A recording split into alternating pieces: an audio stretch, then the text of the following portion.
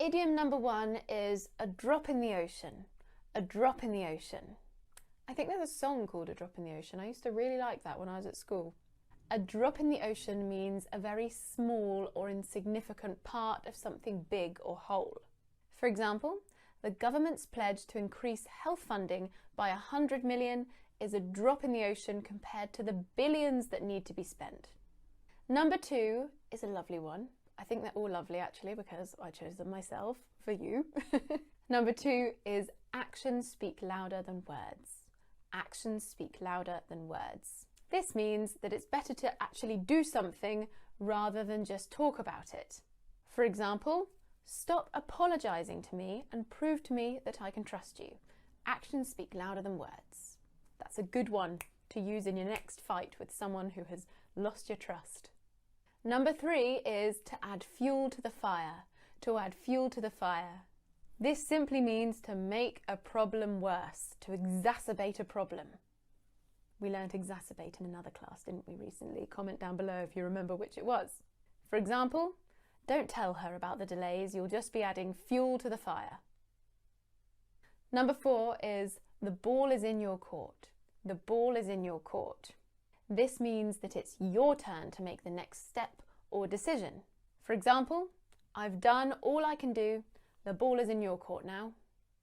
Number 5 is to bend over backwards. To bend over backwards. This means to do whatever it takes to help someone. For example, our company is bending over backwards to satisfy our customers. Sometimes it can mean that you've helped too much, you've put in too much effort. Oh, I've been bending over backwards trying to solve his problems and he hasn't given me the time of day. To give someone the time of day is to give someone the proper attention. Number 6, to bite off more than you can chew. To bite off more than you can chew. This means to take on a task that is too big. For example, I think I've bitten off more than I can chew with this project. This is something I said all the way through my university degree. I was working, I had a YouTube channel, I was doing projects, I had taken on extra work. I bit off more than I could chew and I suffered the consequences, but it was worth it. I'm okay now. Actually, homework here. Have you ever bitten off more than you could chew? Let me know about the situation in the comment section down below. Maybe you were studying and working at the same time.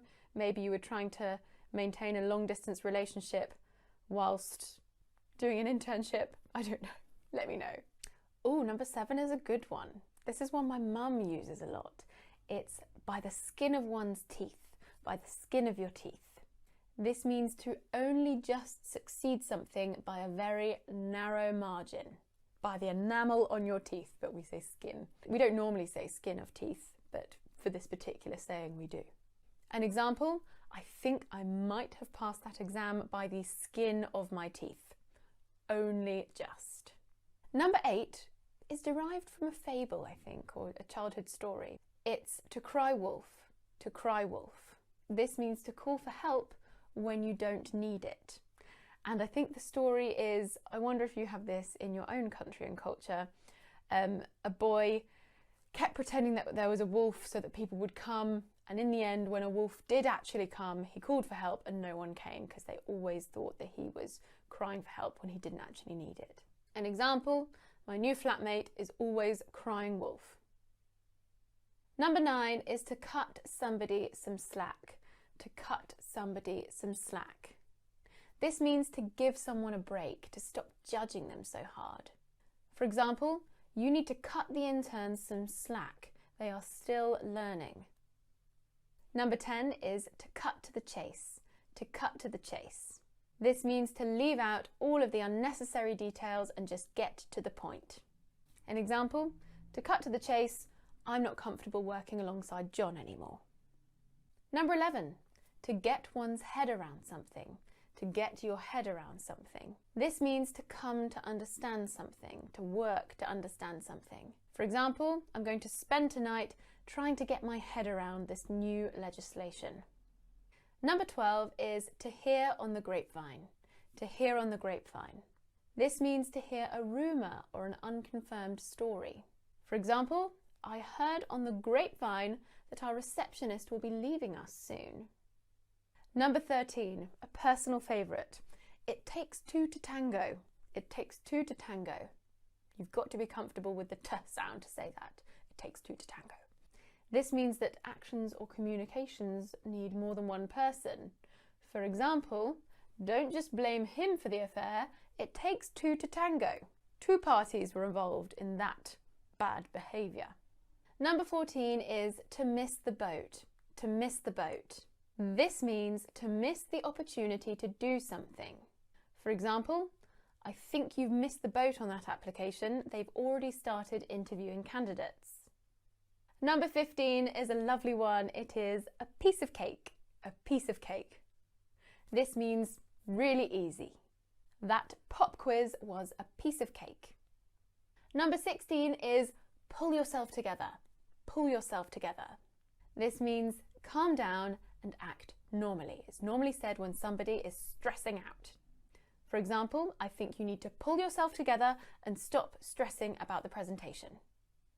Number 17 is to sit or to be on the fence. To sit on the fence. To be on the fence. This means to stay neutral and to not take sides. For example, I'm sitting on the fence on this one. I don't want to offend anyone. Number 18 is to step up one's game. To step up your game. This means to start performing better. For example, if you really want to get this promotion, you'll need to step up your game. Number 19 is to sell someone out. To sell someone out. This means to snitch on someone or to let their secret out.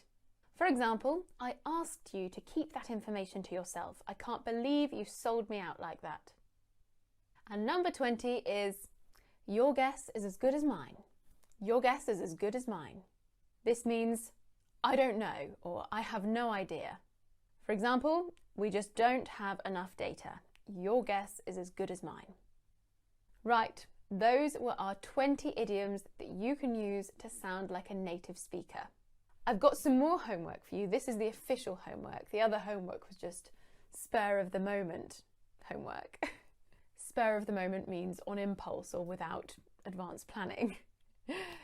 The real homework is to write in the comments section 5 sentences using 5 of your favourite idioms that we have talked about today. If you'd like to add some sentences with additional idioms that you have heard native speakers say, then feel free to do so and we can all learn from each other. Don't forget to check out Audible. The link to claim your free audiobook is in the description box. And don't forget to connect with me on all of my social media. I've got my Facebook, my Instagram and my Twitter. And I shall see you soon for another lesson. Mwah.